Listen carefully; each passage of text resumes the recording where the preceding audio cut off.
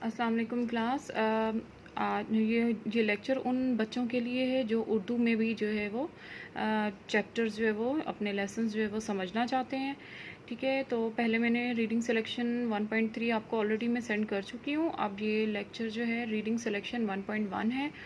The farewell Sarman, आखिरी खुतबा हिज्जतुल विदा के मौके पर रसूल सल्लल्लाहु अलैहि वसल्लम ने जो है ये ज़िल हज की 9 ज़िल हज को जो है यानी कि हिजरत के 10वें साल 9 ज़िलहज को मक्का में अरफात की पहाड़ी पर जिसकी एक वादी है जिसका नाम जुराना था, में जो है अपना पहला और आखिरी जो है वो हज का इख्तिताम किया। और उस पर जो है उन्होंने ये ख़िताब किया था, या ये हिज्जतुल विदा के मौके पर जो ये अपना एड्रेस किया था। ठीक है ना, जो जिसे फेयरवेल सरमन भी कहते हैं। अलविदाई खुतबा, यानी कि फेयरवेल मीन्स होता है अलविदा कहना, टू से गुड बाय, और सरमन मीन्स एड्रेस करना, खुतबा जलसा। ठीक है ना, और जो हदीस की तमाम किताबें हैं उसमें इस अलविदाई खुतबे का ज़िक्र मौजूद है। ठीक है क्लास, ये मैं ना आपको पैराग्राफ वाइज जो है ना इसका बताऊंगी। ठीक है ना, ट्रांसलेशन जो है। और इसी तरह से जो है बहुत सी हदीस की किताबों में इस खुतबे का ज़िक्र भी है, और अक्सर जो है वो हदीस में जो है इस खुतबे का हवाला भी दिया जाता है और इसके बारे में ज़िक्र भी किया जाता है। और इसके अलावा इमाम अहमद बिन जंबल ने जो है इस खुतबे का जो है इसको मतलब प्रोलॉन्ग जो है या इसका लंबा जो है वो इसके खुतबे की तवील जिसे कहना चाहिए वो भी जो है उसके बारे में भी जो है बताया है। ठीक है, अच्छा, नेक्स्ट पैराग्राफ में क्लास ये है कि हज़रत मोहम्मद सल्लल्लाहु अलैहि वसल्लम जो है वो हाजियों के साथ जो है उनके साथ उनके मतलब उनको साथ लेते हुए जो है वो मक्का से जो है वो मीना की तरफ जो है अरफात की पहाड़ी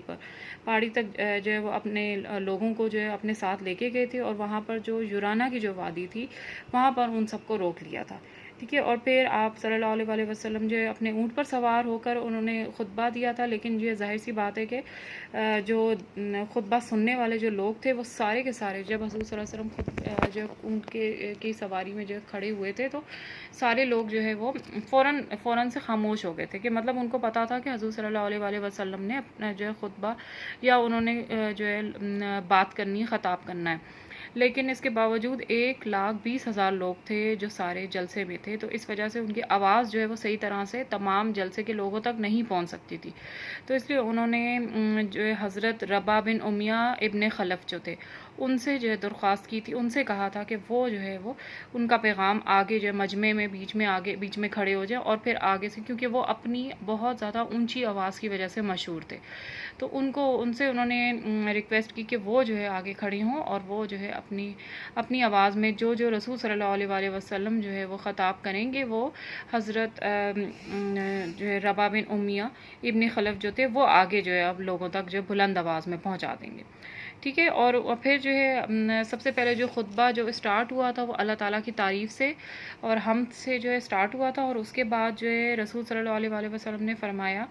कि ए लोगों में मेरी बातों को गौर से सुनो। ओ पीपल, ये लिखा हुआ है ना, O people lend me an attentive ear, यानी कि मेरी बातों को गौर से सुनो, क्योंकि मुझे नहीं मालूम कि इस साल के बाद मैं आपसे इस तरह से ख़ताब कर सकूँगा या आपके दरमियान में उसके बाद मैं मौजूद हूँगा या नहीं। इसलिए मैं जो कुछ भी कह रहा हूँ उसे गौर से सुनो। और इन लोगों को और जो है हज़रत उमिया बिन इब्न खलफ को कहा है कि आप भी आगे मेरी बात पहुँचाएँ, और लोगों से ये कहा है कि मेरी बातों को गौर से सुनो और आगे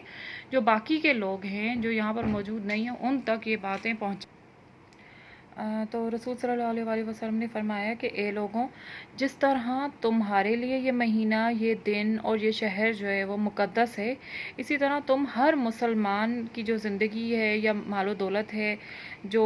आपकी अमानतें हैं, यानी किसी ने आपके पास कोई चीज़ रखवाई है तो वो दूसरों की चीज़ें आपके पास अगर रखी हुई है तो वो आपके लिए भी मोहतरम है, यानी आपने उनकी हिफाजत करनी है। वो आपके पास जो रखी हुई चीज़ें हैं उनको आपने नुकसान नहीं देना या उनमें आपने हेर फेर نہیں کرنی، ان کی آپ نے حفاظت کرنی، کیونکہ وہ کسی نے آپ کے اوپر اعتبار کر کے آپ کو دی ہیں، ٹھیک ہے۔ تو اس کے علاوہ انہوں نے کہا کہ یہ یاد رکھیں کہ تم لوگ جو ہے وہ اپنے رب سے یہ سنو گے اور یہ جان لو گے کہ تمہارے جو بھی اعمال ہیں ان کا حساب لیا جائے گا، یعنی جو کچھ بھی تم کرو گے، اگر تم سود لینے سے باز نہیں آؤ گے، کیونکہ اس زمانے میں سود لیا جاتا تھا، یعنی جو رقم آپ کے پاس رکھوائی جاتی تھی، اگر کوئی حفاظت کے لیے رکھواتا تھا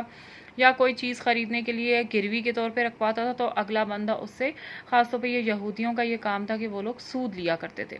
تو اس لیے رسول صلی اللہ علیہ وآلہ وسلم جب اسلام آیا تو سود کو حرام قرار دیا گیا کہ کوئی بھی جو ہے وہ کسی طور پہ سود نہیں لے گا، ٹھیک ہے۔ یہاں پر جو